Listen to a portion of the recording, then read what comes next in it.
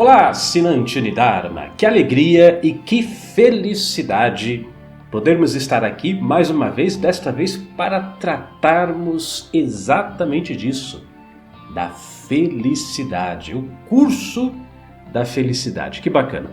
Faz muito tempo que eu vinha me preparando para realizar esse trabalho, não é à toa que todos os finais que eu me despeço nos vídeos eu falo sucesso e felicidade, mas Cris, o que é essa felicidade afinal? E olha, para desenvolver esse trabalho, essas aulas que seguirão, hoje é a aula de apresentação, depois nós teremos as aulas que vão seguir e construir esse curso, eu vou fazer uso deste livro aqui do Deepak Chopra, que também vai tratar sobre felicidade, o caminho para a felicidade suprema. Claro, eu vou utilizar esse livro como um texto de referência, mas aqui nessa apresentação, você que já é meu aluno, você que já está acostumado, eu vou apresentar as minhas ideias pessoais, eu vou contar algumas histórias, eu vou interagir com você, colocando um pouco da minha vida, da minha experiência, para que você também possa obter não só o conhecimento apresentado pelo livro, mas por todas as experiências que nós cultivamos ao longo desses anos. E quando a gente fala de felicidade, esse assunto ele é de significativa importância, porque se você também acompanha o meu trabalho, você verá que o tempo todo eu falo assim, você já ouviu alguma palestra dizendo isso, nós temos que traçar as nossas metas, nós temos que ter uma lista de objetivos, não é verdade? Eventualmente eu apresento isso, eu digo assim, se você não sabe para onde você quer chegar, então qualquer caminho serve, muito bem. Só que a felicidade, a gente poderia dizer que a felicidade é o objetivo de todos os objetivos. Basicamente, isso a transforma no propósito da nossa vida. É verdade, nós viemos nesse mundo para a expansão, para a manifestação dessa felicidade. E como é que eu posso fazer uma afirmação assim, tão ousada, né? Como é que eu posso dizer que a felicidade é o objetivo dos objetivos? Muito simples, porque se você pensar bem, todos os outros objetivos que você tem, no fundo, você está buscando felicidade. O sujeito quer um carro novo. Ora, para que ele quer um carro novo? É para mostrar para o vizinho? É para ter mais conforto ao dirigir? No fundo, independente se seja pelo motivo A ou B, ele quer experimentar dentro dele que ele está bem, que ele está feliz, agora ele tem aquele carro novo. Ou então a pessoa, sei lá, quer um novo relacionamento. Ora, por que ela quer um novo relacionamento como objetivo? Porque no fundo, ela quer ser feliz ao lado daquela pessoa. Eu não conheci ninguém que disse, eu quero conhecer alguém para ser infeliz. Não, você quer conhecer alguém para ser feliz ao lado da pessoa. A pessoa quer ter saúde, porque enquanto ela está doente, ela se sente infeliz. Então a felicidade, em última instância, é o produto final de todas as nossas buscas, de tudo aquilo que você entende como sendo objetivo. Agora, isso nos traz uma confusão que nesse curso de felicidade nós temos que tirar de cena logo de começo. As pessoas normalmente acreditam que o sucesso, que a saúde do corpo, que o dinheiro, que as condições, as mordomias, etc. e tal, que isso vai trazer felicidade para mim. E é o contrário. O sucesso, a saúde, até mesmo o amor, o dinheiro, todas essas coisas são um subproduto, são uma consequência da felicidade. Preste muita atenção porque o entendimento disso é fundamental para o avançar do nosso trabalho. Não é que o sucesso, o dinheiro, etc. e tal, vai nos trazer a felicidade. É o contrário. É a felicidade que vai nos trazer todas essas coisas. Isso até me faz lembrar aquela frase de Jesus nos Evangelhos, quando ele dizia o seguinte, que a gente tem que primeiro buscar o reino de Deus. E aí todas as coisas serão acrescentadas. Não está escrito lá, assim, na Bíblia? Então, a gente primeiro busca esse reino interno, o reino da felicidade, essa construção de realização interna. E aí nós vamos manifestar as outras coisas na nossa vida. E na prática, isso é muito fácil de ser observado. A gente percebe, por exemplo, que, inclusive eu olho para a minha própria vida, mas você também pode ter percebido isso contigo, quando uma pessoa está feliz, ela faz boas escolhas, ela está bem, ela está de cuca fresca, ela raciocina melhor, é uma pessoa que está bem, que está tranquila, que está assim, de bem com a vida, ela é capaz de avaliar as situações com mais serenidade. Agora, o contrário, meu amigo, eu vou te dizer. Quando uma pessoa está infeliz, não é à toa que tem aquele ditado que diz assim, que a desgraça nunca vem sozinha, né? Ou a assombração, o fantasma nunca aparece sozinho. Quando acontece um problema, o que a gente costuma dizer? Começa a aparecer um monte de problema ao mesmo tempo. O que houve? Uma pessoa está infeliz, está passando por um problema, essa infelicidade faz com que ela comece a pensar errado, por exemplo, ela está doente, aí ela já não consegue raciocinar direito, ou ela passou por um problema na família, um divórcio, alguma briga, aí ela já começa a tomar decisões equivocadas, a pessoa já começa a gastar o dinheiro dela errado. Ih, meu amigo, quando a pessoa está mal, parece que quanto mais ela tenta fazer, quanto mais ela tenta consertar aquela coisa, mais quebra, né? Eu estou lembrando, não ia falar, mas vamos lá. Tem o ditado que diz que quanto mais você mexe na merda, mais fede. Então, quando a pessoa está feliz, melhor, quando ela está infeliz, quanto mais ela mexe, quanto mais ela faz, pior vai ficando. Por quê? Olha, a resposta aqui está implícita, né? Você está mal, você está desconfortável, você está mal resolvido aí dentro, então você toma decisões erradas, você age errado, você pensa errado.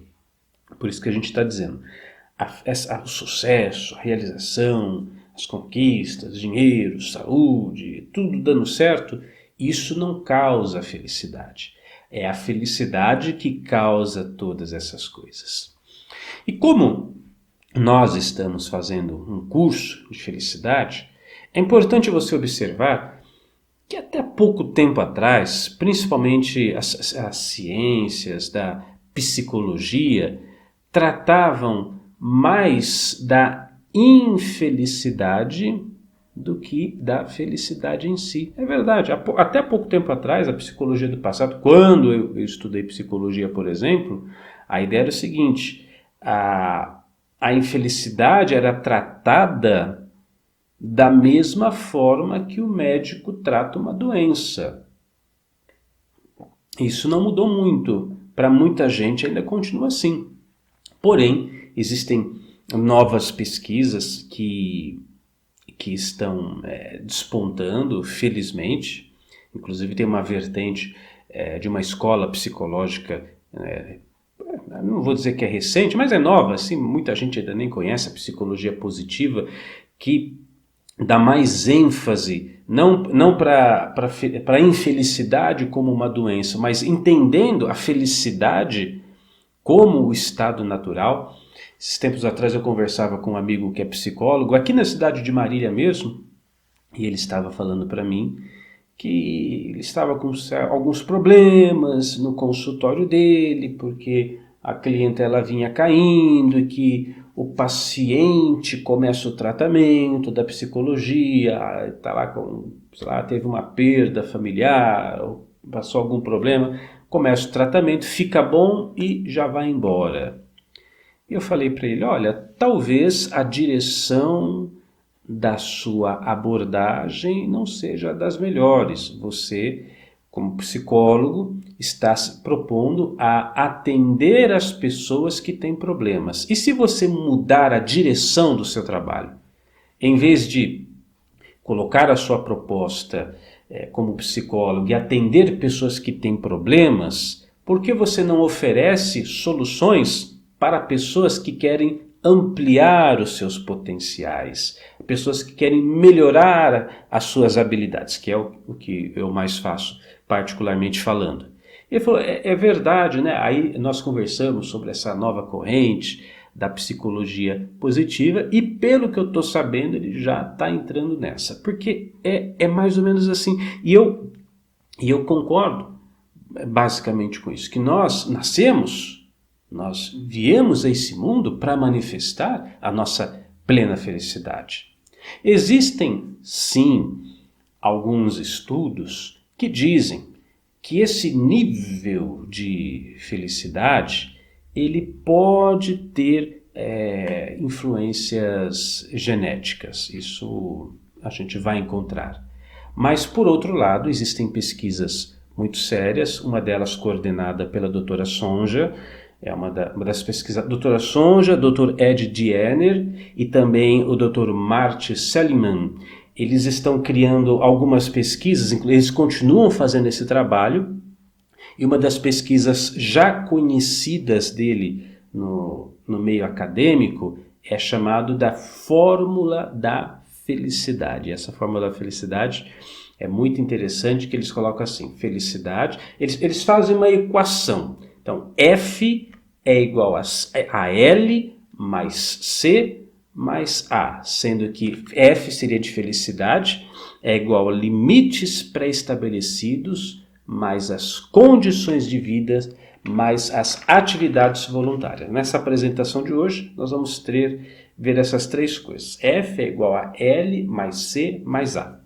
Anote aí no seu caderno que isso vai ser importante. E sem maiores delongas, vamos então entender essa fórmula que é desenvolvida pela doutora Sonja e sua equipe. L, de limites pré-estabelecidos. O que é limites pré-estabelecidos?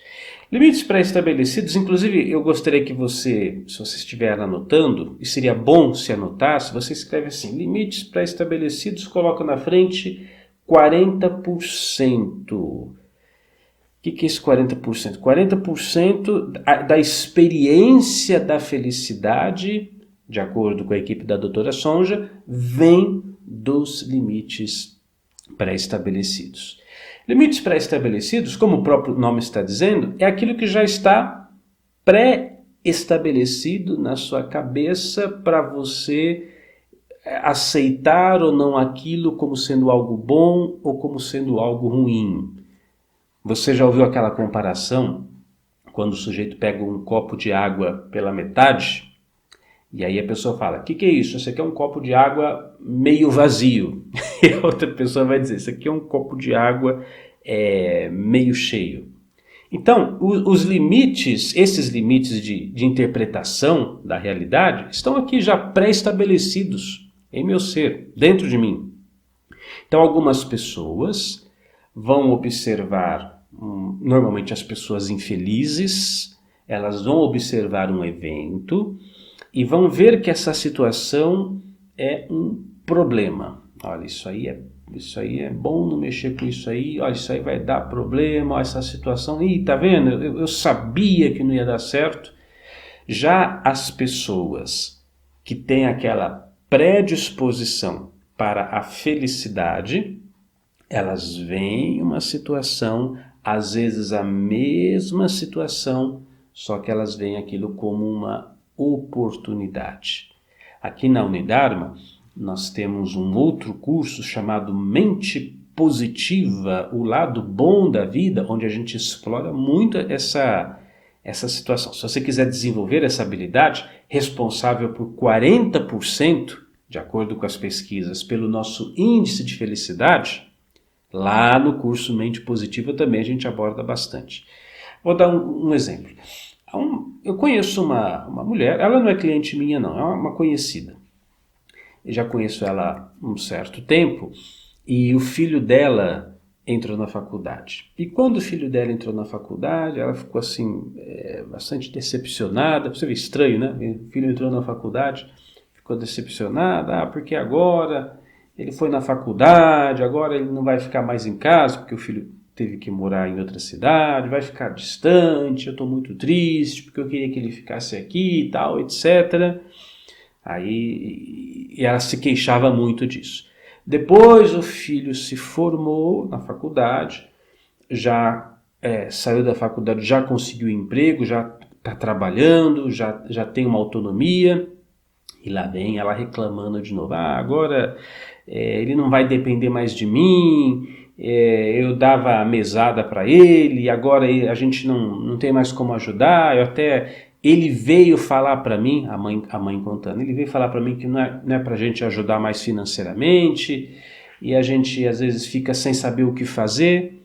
Olha que situação, né? Muitas pessoas veriam esse episódio, o filho entrar na faculdade, agora ter autonomia, não depender mais dos pais, como uma grande felicidade, né? Uma satisfação enorme. Mas ela, o lado vazio do copo, está vendo isso da pior forma possível. E esse evento está trazendo infelicidade na vida dela. Ela vê a coisa da pior maneira possível. E isso é o que nós estamos chamando de limites pré-estabelecidos. A coisa toda está acontecendo lá fora, mas aqui dentro de mim eu já tenho o meu limite de felicidade ou a minha cota de felicidade ou de infelicidade. Como disse, responsável é uma coisa importante de ser considerada por 40% daquilo que nós chamamos de experiência de felicidade ou de infelicidade. E esses pesquisadores, eles viram assim, esse limite pré-estabelecido, ele tem sim a sua base, ou a sua origem, ou a sua influência dentro da parte genética. Então, talvez lá no seu DNA, lá na construção da sua biologia, do seu cérebro, parte disso, você já nasce com isso, você já vem com isso formado. Mas parte disso é construído na sua infância. Olha que interessante, nós temos no nosso cérebro esse equipamento formidável, nossos 10 bilhões de neurônios, as 100 trilhões de conexões neurais que nós temos no nosso cérebro alguns neurônios, alguns assim, entre aspas, né? Milhares de neurônios, que são chamados de neurônios espelho. Você já ouviu essa expressão? O que é um neurônio espelho? Neurônio espelho é um tipo de neurônio específico que nos ajuda nos nossos primeiros anos de vida. Por que ele tem esse nome? Ele se chama neurônio espelho porque a função dele é imitar, é copiar aquilo que você está vendo que os adultos estão fazendo. Não é à toa, se você tem criança em casa, ou já teve criança em casa, você vai ver que a criança repete muito o que os adultos fazem. Você vê até algumas imagens clássicas, às vezes você pode ver isso até postado no Instagram, no Facebook, aquela criança vestindo o sapato da mãe, ou colocando aquele vestidão longo da mãe, coisas assim. Você já viu coisas assim, não viu? Com certeza já viu. Então a criança ela tende a reproduzir, copiar o comportamento, as atitudes e, consequentemente, as respostas que os adultos dão frente às dificuldades da vida. Então, por exemplo, se uma criança vive numa casa, numa condição, numa situação onde a família está endividada, e aí o pai lá ou a mãe pega aquelas contas, eu estou aqui com a continha do supermercado que eu fui ontem, pega as contas, e agora essa dívida aqui, como é que eu vou fazer com a minha vida, eu vou me matar, tal, tá dando tudo errado na minha vida, e aquele sofrimento, ela vai aprendendo a imitar aquele comportamento que o pai e que a mãe está tendo. Já aquelas famílias onde a criança é tratada em um ambiente onde os pais lidam com tranquilidade, com racionalidade frente aos problemas, esses neurônios espelho ajudam ela a definir esses limites pré-estabelecidos para que ela possa, então, lidar melhor com as coisas da vida. Mas é interessante observar o seguinte: disse que os limites pré-estabelecidos na nossa fórmula da felicidade, F é igual a L mais C mais A, esse primeiro item que é responsável por 40% da nossa experiência da felicidade, ele pode sim ser alterado, ele pode ser modificado. Afinal, é uma área muito importante, ela toma um grande percentual da experiência da felicidade. Como é que a gente modifica os limites pré-estabelecidos? A primeira forma de modificar isso, pelo uso de drogas. E, obviamente, não recomendável. Eu não recomendo nenhum tipo de droga de nenhuma forma, seja lícita, seja ilícita. Mas se observa que as drogas podem, sim, alterar esses limites pré-estabelecidos. Só que por um curto prazo de tempo, que é aquele momento de euforia, e seguido por uma decepção, por efeitos colaterais, vamos dizer assim, uma crise, uma baixa muito grande que vem logo em seguida. A gente percebe isso, né? A pessoa é infeliz, ela é triste, ela fica a semana inteira trabalhando, meio deprimida, chega final de semana, enche a cara, ela fica mais alegrinha.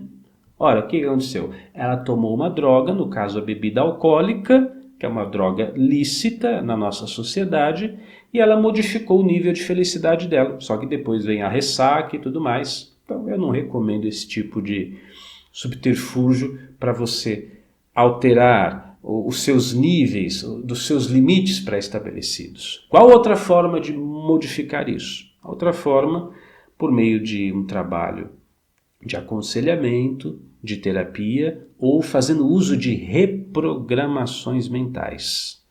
Isso sim é muito interessante, porque aí você começa a ter uma mudança mais consistente de seus limites, mais a longo prazo.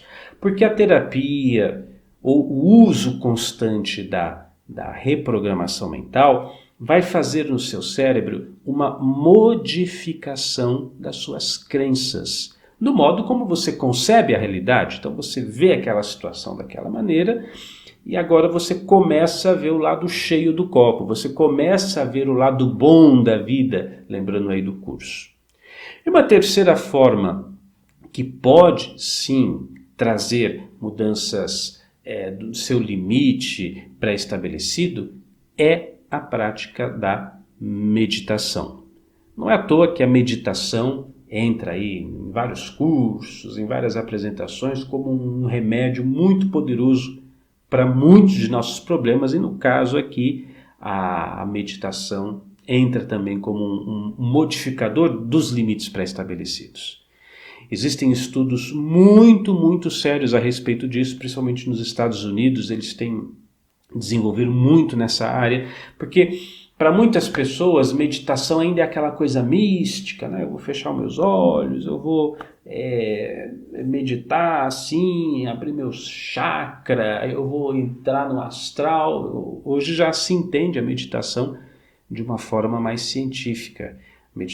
O meditador, aquele que fecha os seus olhos, que realmente pratica a meditação, ele está, por exemplo, isso já tem amplas pesquisas realizadas, liberando hormônios muito importantes, disparando hormônios muito importantes em seu corpo. A dopamina, por exemplo, que é amplamente produzida na meditação. Você já deve saber, a dopamina é um poderoso antidepressivo. A serotonina, ela vai ajudar a aumentar a sua autoestima. Então, se uma pessoa ela está muito cabisbaixa, ela não se gosta, ela tem um conceito ruim dela mesma, ela começa a praticar a meditação e ela começa a se olhar no espelho melhor, ela começa a gostar mais do que está vendo. A prática da meditação libera oxitocina, que é o hormônio responsável pelo prazer, inclusive o prazer sexual, né? Você vai, às vezes a pessoa, ela perde isso, né? Ela perde o encanto, ela não sente vontade de mais nada.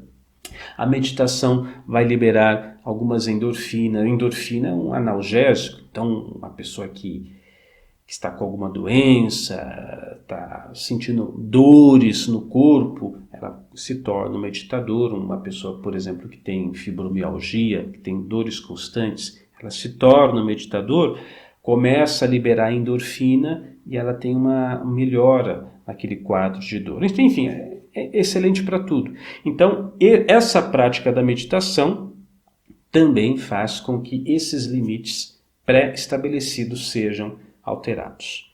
Bom, recapitulando, fórmula da felicidade. Felicidade, ou F, é igual a L, de limites pré-estabelecidos, mais C, que são as condições de vida, mais A. As condições de vida. O que seriam essas condições de vida? Anote aí no seu caderno, condição de vida responsável por 12% daquilo que você entende como experiência da felicidade ou da infelicidade. Claro que esses números são aproximados, né? Não dá para dizer que é assim exatamente, foi colocado num tubo de ensaio e separaram. Isso são especulações a partir de várias pesquisas que foram feitas, chegaram a esse número possível, um número plausível. 12% da nossa experiência de felicidade vem das condições de vida. O que são as condições de vida? Como o próprio nome está dizendo, são as circunstâncias, os eventos, as condições que naquele momento, naquela situação eu experimento. E isso pode ser mutável. Exemplo. Uma condição de vida muito boa. Agora aqui na gravação, hoje é dia 27, acho que é 27 de dezembro. Agora são exatamente 5 horas da manhã, para caso você não saiba. Então, na virada do ano, nós temos aí a Mega Sena da virada. E vamos imaginar que você seja o sortudo, você ganhou na loteria, você ganhou aí alguns milhões e tudo mais. Muito bem. Então, as condições de sua vida mudaram. Não é assim? Você tinha uma condição de vida, de repente você estava lá todo endividado e do dia para a noite você ficou milionário. As condições de vida mudaram. Mas olha que interessante, para não dizer trágico. Existem muitos estudos também nessa área que mostram o seguinte: depois de 1 ano aproximadamente, alguns estudos falam de 3 a 5 anos, mas depois de 1 ano de você ter ganhado na loteria, o seu nível de felicidade está praticamente o mesmo do nível de felicidade que você tinha antes. Vamos pegar esse exemplo. Você estava aí todo endividado, todo infeliz, todo triste, sem saber o que fazer da vida. Você ganhou na loteria. Oh, felicidade, alegria, vamos estourar champanhe, tudo é festa, tudo é magia. Daqui 1 ano, na próximo Réveillon, seu nível de felicidade vai estar o mesmo. Você vai achar outros problemas. Ah, tá ruim, tá difícil. Eu tenho ainda algum dinheiro que sobrou, mas a vida não tá legal. Você vai continuar assim. Esses estudos que são feitos mostram, olha, isso aqui é muito sério que eu vou te falar, que quase todas, não é algumas, quase todas as pessoas que ganham na loteria, 5 anos depois, relatam que as suas vidas ficaram piores do que estavam quando ganhou na loteria, né? Mas mesmo assim a gente vai arriscar, vamos fazer a nossa fezinha lá na Mega Sena e tal, mas os estudos estão aí, é só você pesquisar, é só você procurar, você vai encontrar informações a respeito. Então, nós estamos falando dessas condições. No caso, eu dei um exemplo feliz, né? Um evento bom, ganhar na loteria é uma coisa muito boa. Mas às vezes as condições não são tão boas assim. De repente a pessoa, por exemplo, ela passou por um evento muito ruim, uma morte de um ente querido, ou uma experiência de divórcio, de separação no casamento, é uma experiência muito dolorida, muito sofrida, ou a pessoa passa por alguma catástrofe, alguma dificuldade que gera um acidente, traz uma invalidez para a pessoa, por exemplo, ou ela passa por uma crise financeira muito grande. O que esses estudos mostram?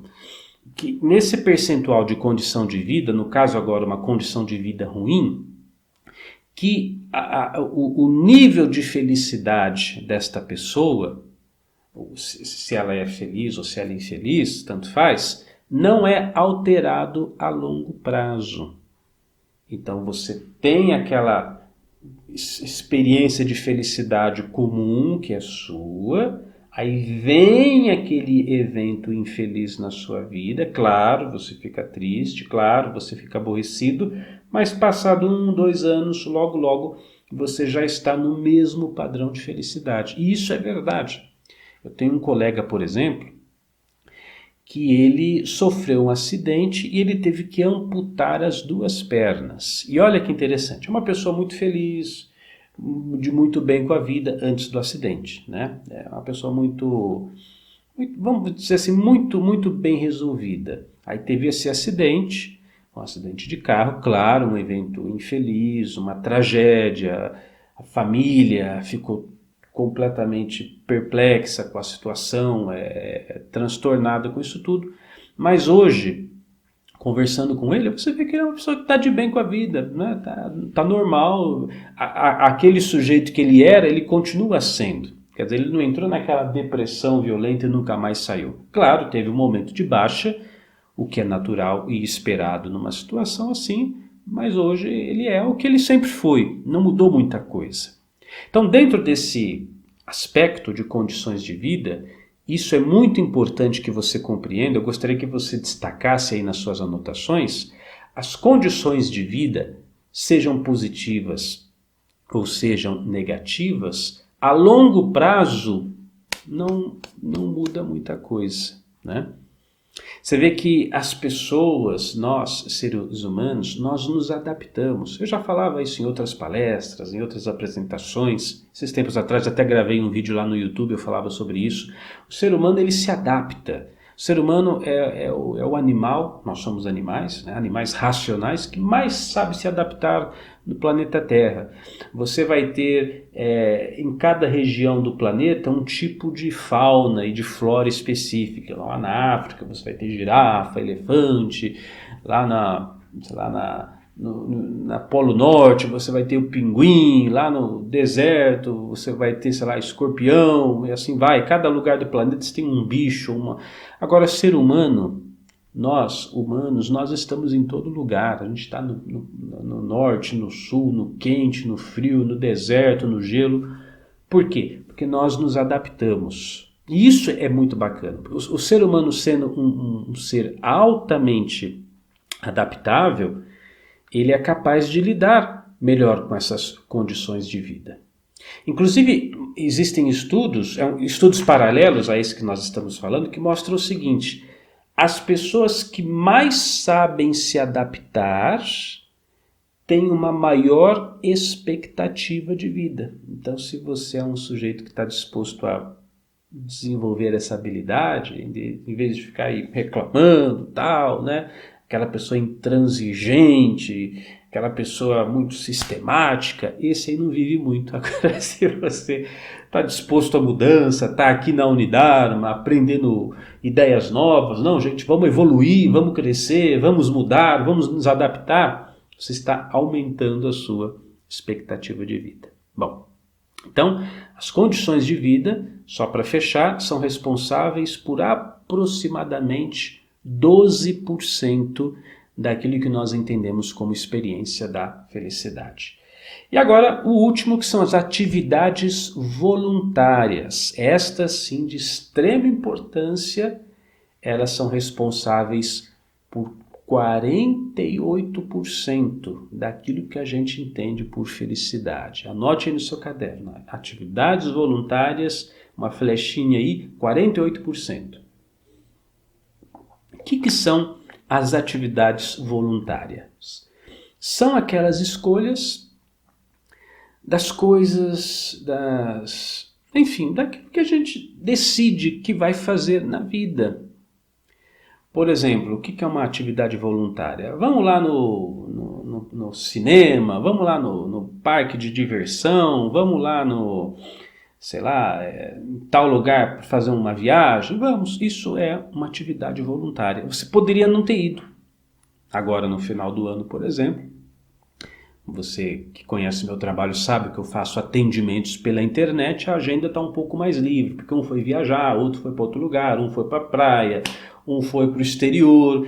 Então as pessoas, elas decidem isso, elas poderiam não ter feito isso, mas escolheram fazer isso, e ótimo. Então isso representa um percentual muito grande na nossa experiência de felicidade. Tanto é que tem gente que é viciada em viajar, adora fazer essas coisas.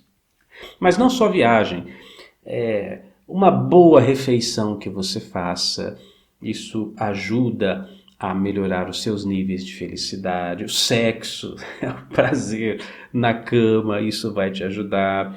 Mas você tem que entender que essas atividades voluntárias, nesse primeiro caso, elas estão trazendo aí uma espécie de prazer temporário.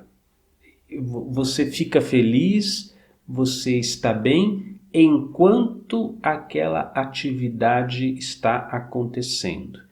Vamos pegar um exemplo bem simples, você faz uma viagem, ou uma coisa mais simples ainda, você vai no cinema. Então, enquanto você está ali no cinema, é um filme que você gosta, é um ator ou uma atriz que você prestigia, enquanto a situação está acontecendo, seu nível de felicidade está maior. Acabou a experiência, tchum, já vem para baixo rapidinho.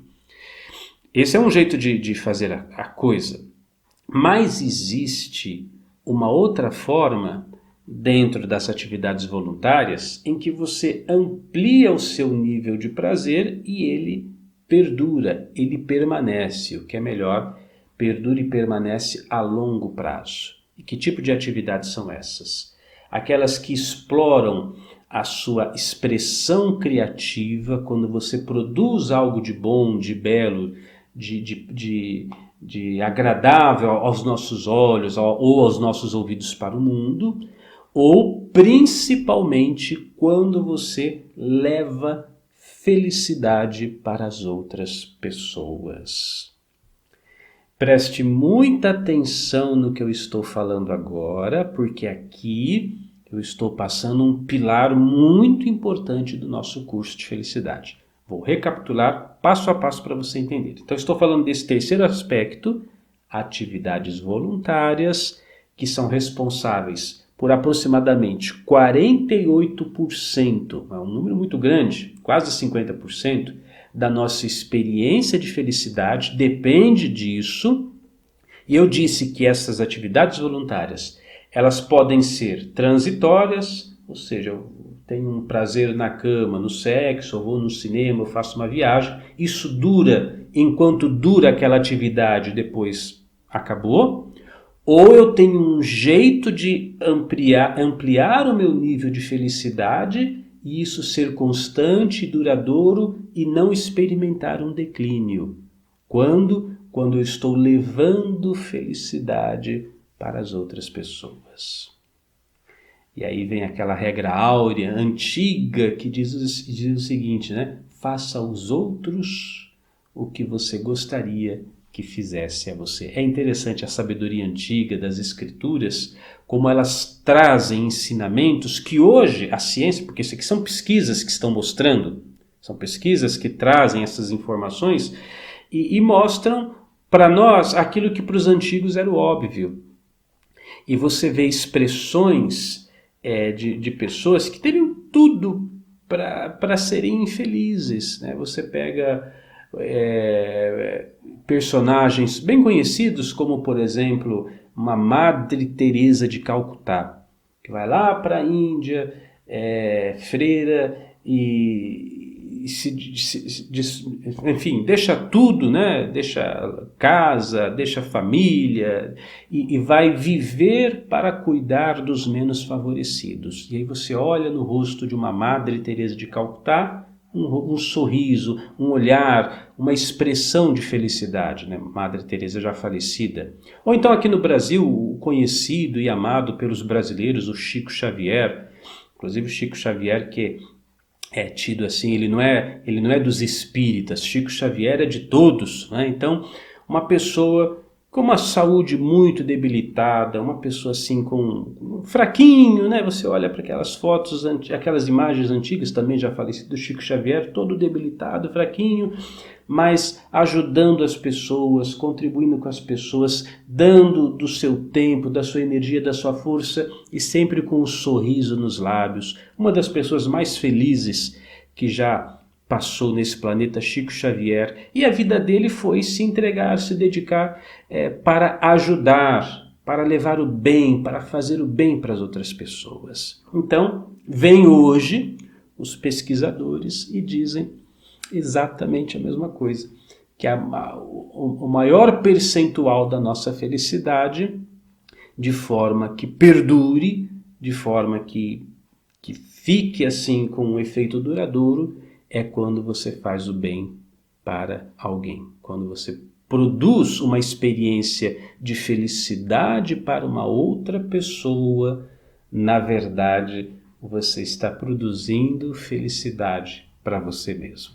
Faça aos outros aquilo que você gostaria que fizesse para você. Porque no fundo, dizem as pesquisas agora, o nível, a felicidade que você leva para o outro, na verdade, é a felicidade que você está trazendo para o seu próprio coração. Pessoal, isso é muito legal. E nesse curso de felicidade, nós vamos avançar com esse trabalho, nós teremos as aulas que vão seguir e nós vamos aprofundar exatamente nisso. Na verdade, nós vamos, ao longo desse trabalho, descobrir, compreender o que é que faz, qual que é o caminho mais rápido, mais efetivo e mais, vamos dizer assim, mais certo para que você experimente na sua vida felicidade de forma duradoura, felicidade de forma permanente. E claro, não poderia ser diferente, esse caminho vai passar inevitavelmente pela trajetória do autoconhecimento, né? Não tem como ser diferente. Por quê? Porque é muito importante que você compreenda o seguinte. Muito bem, eu estou descobrindo que quando eu levo benefícios aos outros, quando eu faço uma pessoa feliz, quando eu contribuo, eu estou aumentando o meu nível de felicidade. Mas quem é esse que está contribuindo? Quem é esse que está se dispondo a fazer algo para alguém? Na tradição oriental, isso também é chamado de iluminação. A pessoa que cria a luz suficiente para compreender e acessar as respostas. Quem eu sou, o que é que eu estou fazendo nesse mundo. E essa iluminação ou esse autoconhecimento, ele é fundamental. Sabe por quê? Porque a gente vive num mundo onde as coisas estão o tempo todo mudando, se transformando. Você vê o avanço tecnológico, né? É difícil até de acompanhar. Eu, por exemplo, que trabalho o tempo todo com internet, site aqui na Unidarma, os atendimentos online e tudo mais. Cada dia surge uma tecnologia nova, um plugin novo, um aplicativo novo, e a gente tem que correr para acompanhar tudo isso. É um mundo de constantes mudanças.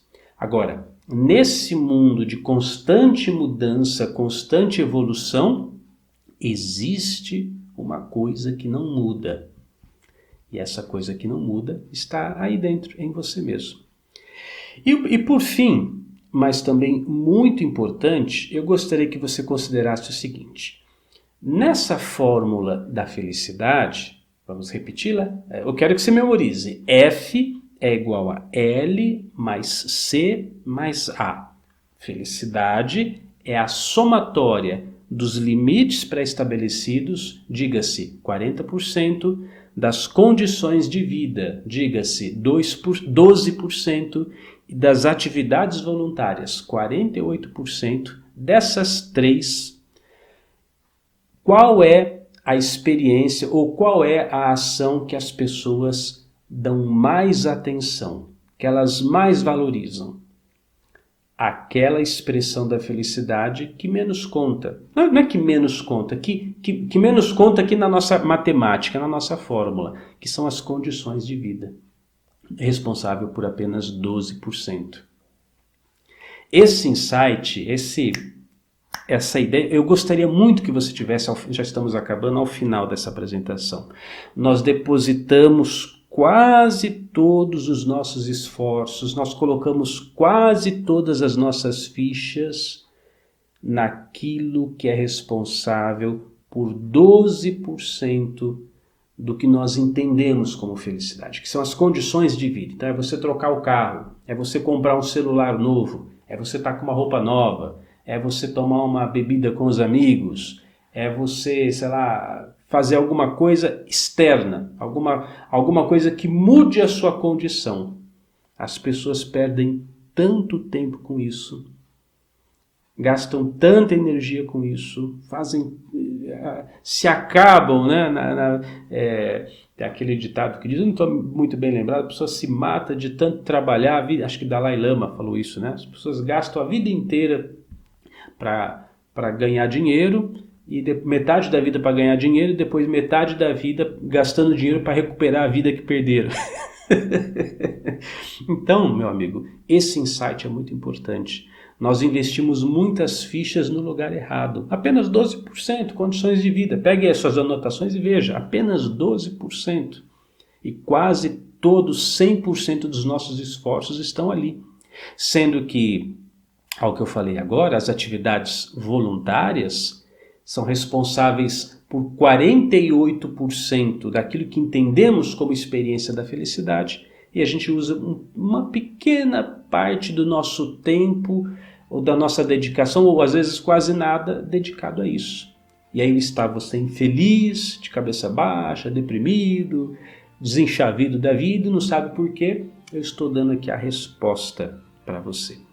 Esse será um curso realmente muito importante, eu recomendo. Hoje é a primeira apresentação, a primeira aula, inclusive eu pretendo tornar essa apresentação pública em breve para que outras pessoas tenham acesso, e depois há as aulas que seguem, onde nós vamos mergulhar nesse mecanismo da felicidade, também fazendo uso desse livro, do Caminho para a Felicidade Suprema, escrito pelo Deepak Chopra. Nós vamos pegar alguns pontos importantes, vamos entender as propostas do Deepak também, para que possamos alcançar a felicidade.